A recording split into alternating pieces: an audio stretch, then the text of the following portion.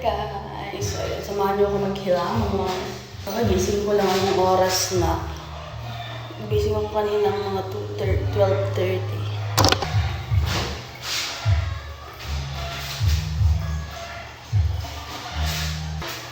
Hilamos tayo.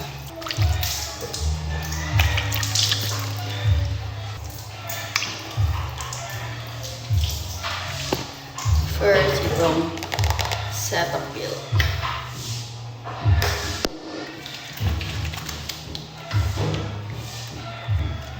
Okay muna tayo mag-makeup kasi nagpa-derma nga ako kahapon, di ba?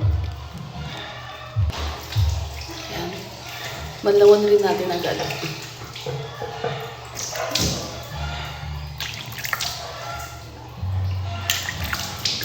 Itong isang Cetaphil din. Dalawa kasi ginagamit ko yung Cetaphil. White tsaka pink.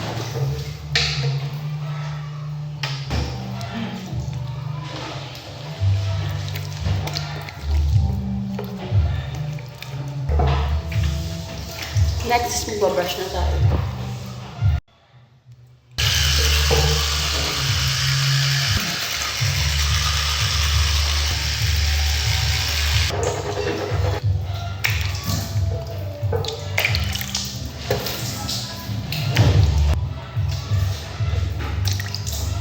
Samahin na ako mag-skincare. So, samahin na ako mag-skincare para samahin yung face natin. Yung mga product na ginagamit natin, di ba natin gagamitin? Kasi nga nagpa-derma tayo. Next is, mag-cleanse muna tayo. Garnier. Ayan. So, nakikita niyo ba yung background natin, guys? Kasi nilipat na namin yung kama, tapos nilipat ko tong, vanity mirror ko. Ayan. Tsura. Nilipat. Ganyan. Vanity mirror ko dito, no? Kasi ayusin namin tong kwarto. So, bablog natin yun. Bukas, pupunta ulit kami Lawag. Bibili kami ng mga cabinet at table para dito sa kwarto. Gusto ko kasi maayos tong kwarto. Wala naman akong binabayaran. So, gusto ko ayusin tong kwarto at yung sa sala namin. Next is itong toner. Ano siya? Acne X. From na...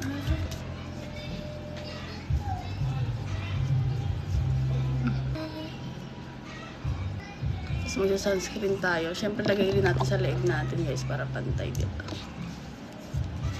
Katulad ko rin. Ayan, ganyan yung kanilang sunscreen. White yung niya color.